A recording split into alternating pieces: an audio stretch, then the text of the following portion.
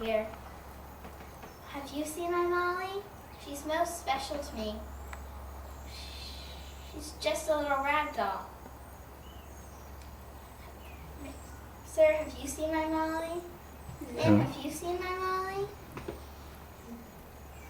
She's just a little rag doll. She might not look that special, but she is to me. My sisters and brother are asleep upstairs. Mama and Papa and Nanny must be asleep in their room, too. I hope I don't wake them. Mama said we were having house guests this evening, but I guess I was so worried looking for Molly that I just forgot. Please forgive my manners. My name is Lucretia, but everyone calls me Lulu.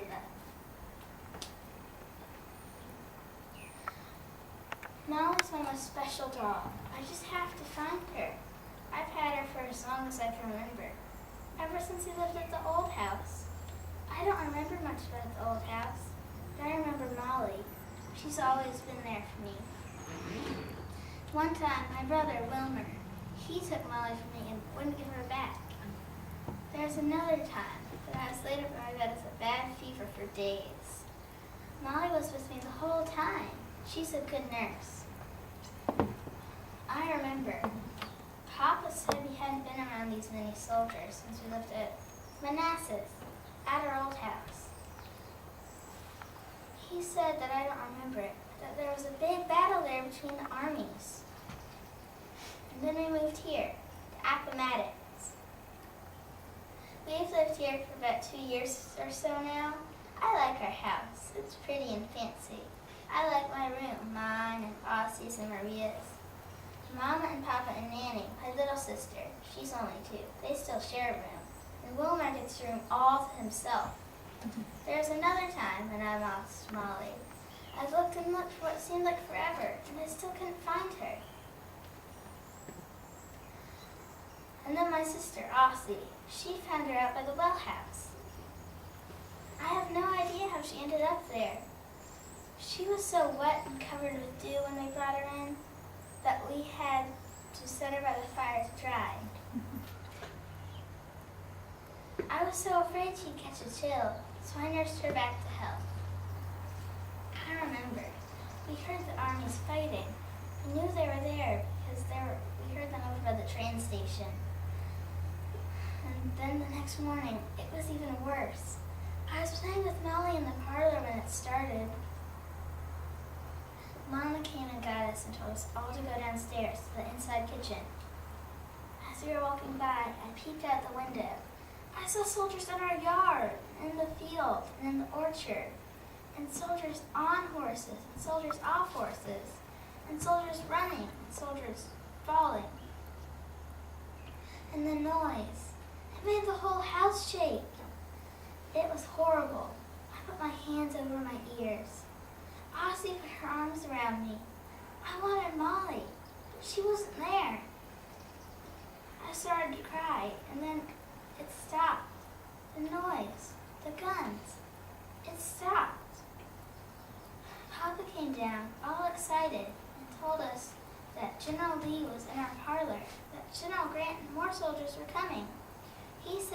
go upstairs until it was all over.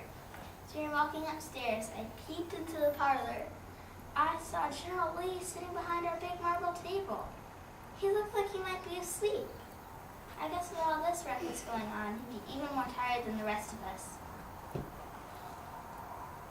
As soon as we were at the top of the stairs, a large group of Northern soldiers walked through the doors.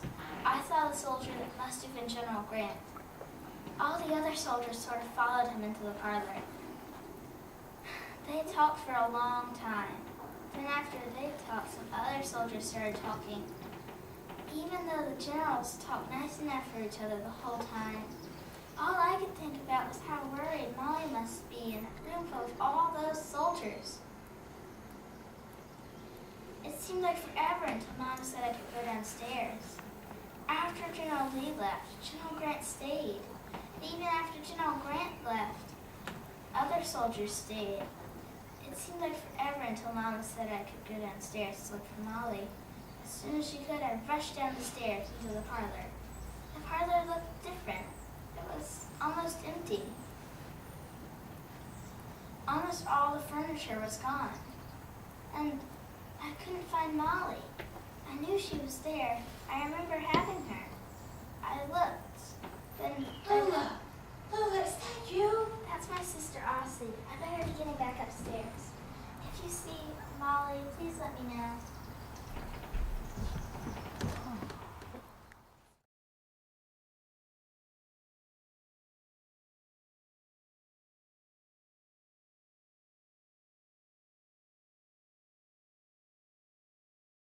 Time is valuable.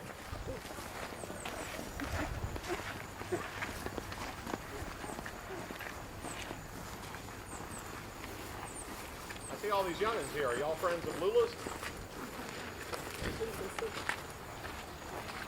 Did you just go see Lula? She told you about her doll, didn't she? Yes, she did. Yeah. Well, folks, I'm sorry to be kind of gruff with you. That's not my nature, but I am expecting a visit from a newspaper reporter of the Richmond Inquirer. He and I have been in telegraphic communication, and truth be told, I'm supposed to sell him the story of this place from back in April for an exclusive. And, well, I was hoping he'd be among the party that just came out. None of you are Mr. Albertson, are you? No one here works for the papers in Richmond? Well, I expect him by the 7 o'clock hour. Perhaps he's delayed. For those of you who don't know me, and I can't imagine why you wouldn't, my name is Wilmer McLean. I am the owner of this house. You've already met my daughter inside. I can safely say that I am the only person that I know of, and probably the only one that you all know of, who can call themselves the Alpha and the Omega of this great conflagration that just rent this continent in half for the last 4 years. Some of you are looking at me rather cow-eyed and probably thinking to yourself, well, how is it that he makes that claim? And I'll tell you how it is I make that claim. And I know it's a bold statement, but every bit of it is true. And if it's not, well, I hope Zeus strikes me down right here where I stand. For I will tell you this. Every jot and tittle of what I'm about to tell you is the exact truth. Now, I can't give away the whole game because I've promised that to the papers in Richmond, but I will give you a little taste of the story. In 1861, my wife and family and I lived at a farm up in the northern part of this state, out near a place called Manassas Junction, a place called Yorkshire. And in the summer of that year, we were approached by the Confederate authorities who were in need of a place to have headquarters and supplies and a hospital and a signal station. And so, being the stalwart supporters of the Confederacy that we are, and for a nominal fee, we invited the Confederates to use our property there.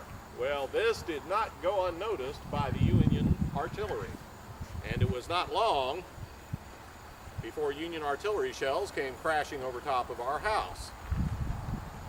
And one particular shell actually fell through the chimney behind the house up there at Yorkshire and exploded in the kitchen. Well, no one was killed, thank God, behind that, but General Beauregard and his staff were happening to have their afternoon meal in the kitchen at that time. Now, I'm not calling General Beauregard, nor none of his staff chickens, but they sure ran out of that place like chickens out of a hen house, I'll tell you that. It was not long after that that we removed ourselves from the northern part of the state. It became just too difficult to live up that way.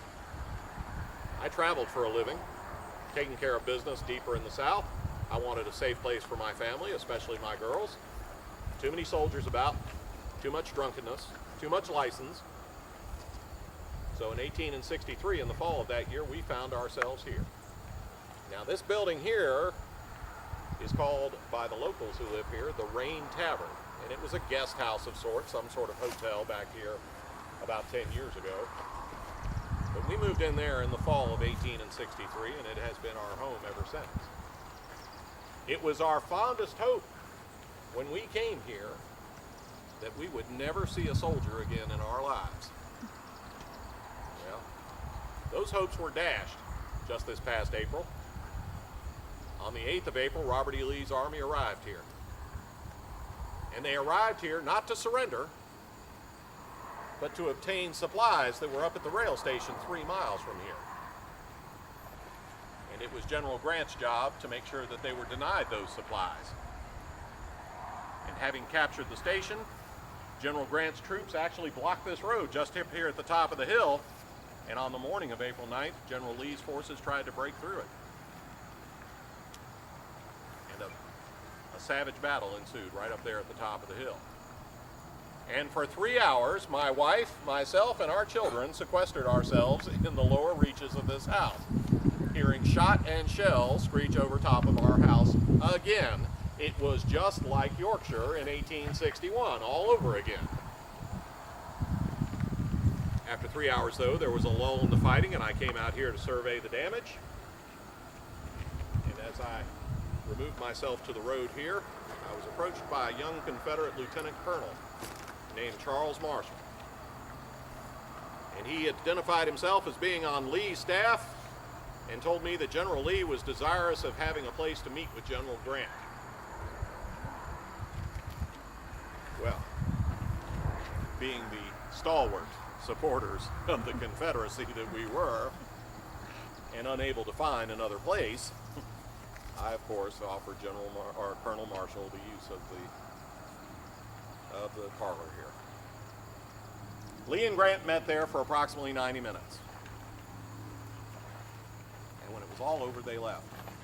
And do you know what we got for our trouble? I'll tell you what we got. We got robbed is what we got. Every Union soldier who was left here after Lee and Grant left the premises took every bit of food or every bit of furniture that they could carry out of that room. Said they wanted souvenirs, keepsakes, mementos. Took it all. And I know some of them left money on the windowsill or threw it in the floor, and some walked by me and stuffed it in my pocket. But without my consent, that's still thievery.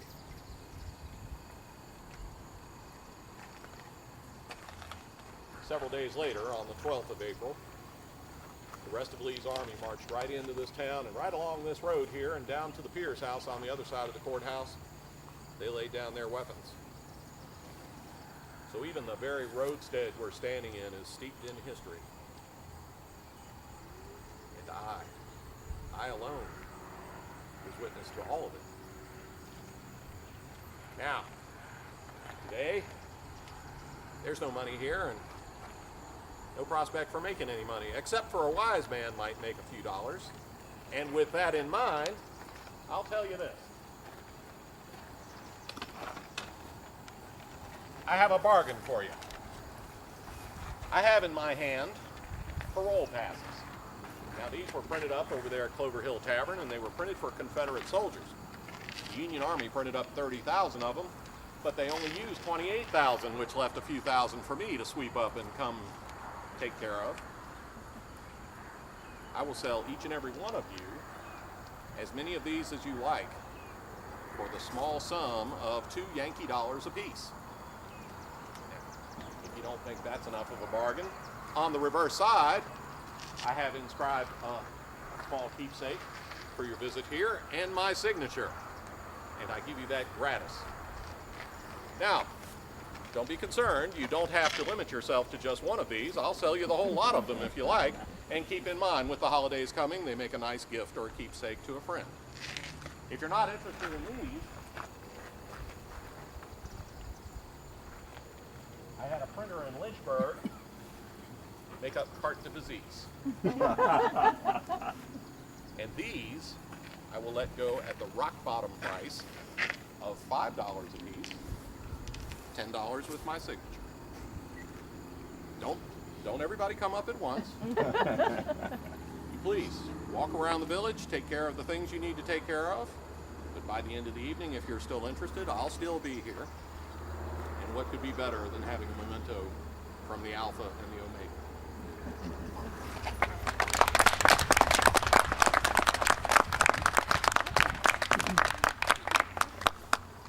All right, folks.